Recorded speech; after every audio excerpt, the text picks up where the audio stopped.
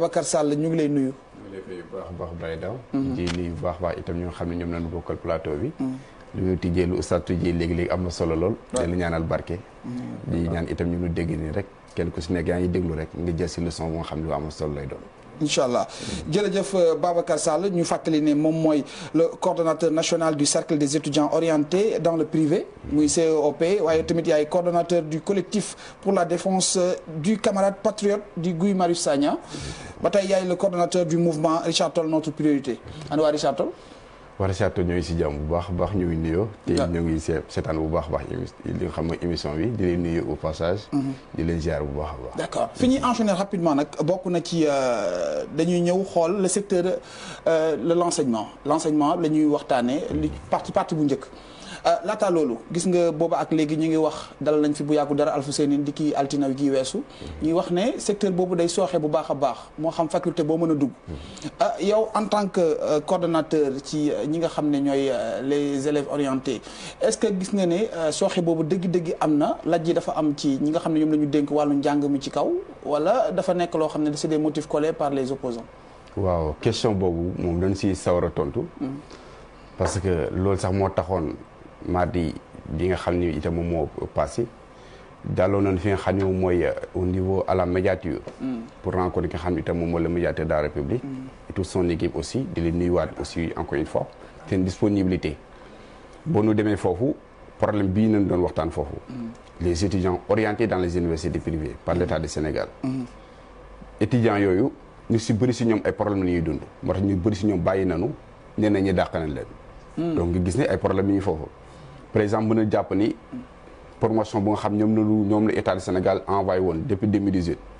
ñu si bëri si ñoom dàq nañ leen te 2018 ñoo ngi nekkoon au nombre de plus de 40 000 étudiants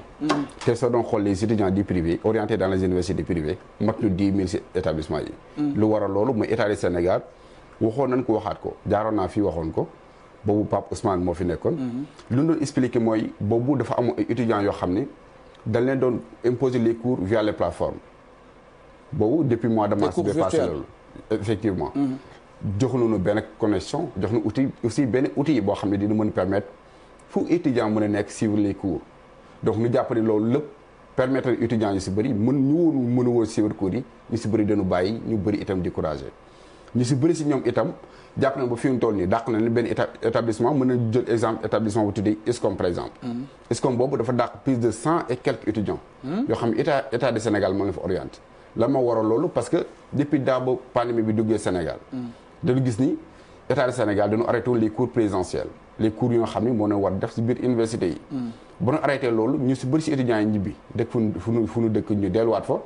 ñu gis ni ñooñu ñëpp lu leen doon imposé mooy lan les cours via les plateformes te ku ne xam ne ni Sénégal connexion dafa gratuite connexion dafa seer lool te ñu nga xam ne itam ñoom ñooy jàng ñu si bëri si étudiants yi dëkkuñu si ville yi te ñu si bëri itam lu ñuy jàngee li lu ñuy fayee li seen moyen de transport ñuy fayee itam seen inscrit c'est-à-dire seen cursus scolaire dañuy jàpp ne seen ay parents lay jógee te parents yooyu ku si nekk xam nañ ni ñu si bëri si ñoom dañuy taqalee rek pour am li nga xam ne itam moo ñuy dundee donc ñu jàpp ne situation yooyu doon na loo xam ni métti na lool si étudiants yi ba tax na étudiants yi si bëri mënu woon suivre les cours via les plateformes ñu nga xam ne itam moom mooy BTS passé étudiants yooyu nekk si privé bi ñii licence ñuy def ñeneen ñi def BTS durée bi 2 ans la ñu si bëri si ñooñu def na woon les cours via les plateformes def na aussi les cours présentiels ñu si bëri si ñoom loolu itam doon ay impact yoo xam ni négativement la posé si étudiants yooyu moo tax ñu si bëri si ñoom def na BTS passé le septembre passé ñu bëri ñu dàq leen ñu si bëri si ñoom defuñu ko am ñoo établissement bii ma lay expliquer nii dafa doon organiser ay examens au sein de l' établissement muy quatrième semestre bi étudiants yi si bëri ñu defoon les cours via la plateforme ñu defoon aussi les cours aussi présentiels ñu jàpp ni heure perdue yooyu moo tax ñu xam ne suñu ñëwee duñu fa def dara te ñun defa noon ay sorties médiatiques def na ay point de presse ay conférence presse def na même li nga xam ne mooy sitting justement pour informer itam li nga xam ne moom mooy population si bëri si ñoom loolu itam doon ay impact yoo xam ni négativement la posé si étudiants yooyu moo tax ñu si bëri si ñoom dafa nu BTS passé le septembre passé ñu bëri ñu dàq leen ñu si bëri si ñoom defuñu ko am ñoo établissement bii ma lay expliquer nii dafa doon organiser ay examens au sein de l' établissement. muy quatrième semestre bi. étudiants yi si bëri ñu defoon les cours via la plateforme ñu defoon aussi les cours aussi présentiels ñu jàpp ni heure perdue yooyu moo tax ñu xam ne suñu ñëwee duñu fa def dara te ñun defa noon ay sorties médiatiques def na ay points de presse ay conférences presse def na même lu nga xam ne mooy sitting justement pour informe itam li nga xam ne moom mooy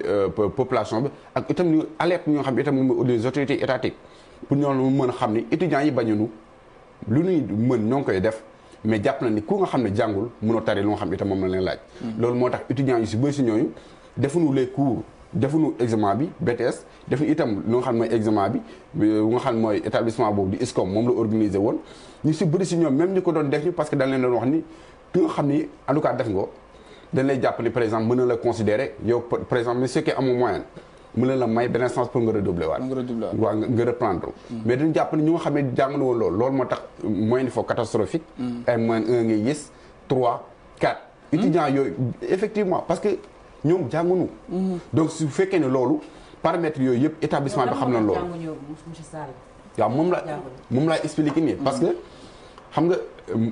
depuis daaw mois de mars si la li nga xam ne mooy pandémie bi dugg Sénégal mais ku ne xam na ni université dañ leen tëjoon donc boo ñu tëjee université yi ku ne xam ne étudiants yi dañ delluwaatoon moom laa doon expliquer léegi donc cours yu ñu doon wax yi ni dañ koy suivre virtuel c'est-à-dire que dans les plateformes maanaam dañ koy def cours en ligne ku amul connexion doo am accès si cours yooyu donc loolu laay bëgg expliquer nii donc su fekkee ni étudiant donc ku nga xam ne amoo connexion mais mënoo suivre cours yi mais connexion yi ñu ngi ci école yi bu fekkee ne étudiants yi